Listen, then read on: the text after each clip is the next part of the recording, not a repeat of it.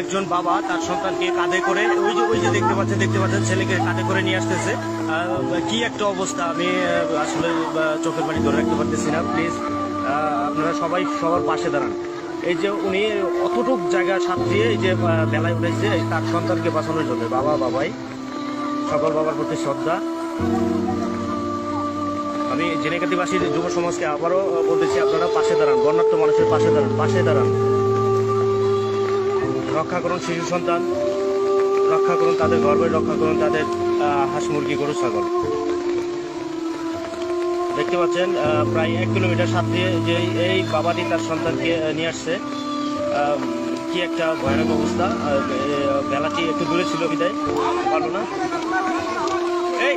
এই আর কত দূর আছে? আল্লাহ, এই তাড়াতাড়ি যা। এই পোলা বান্ডে আগে নেয়া।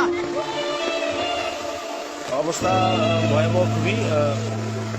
আমি আবার আসছি লাইভে।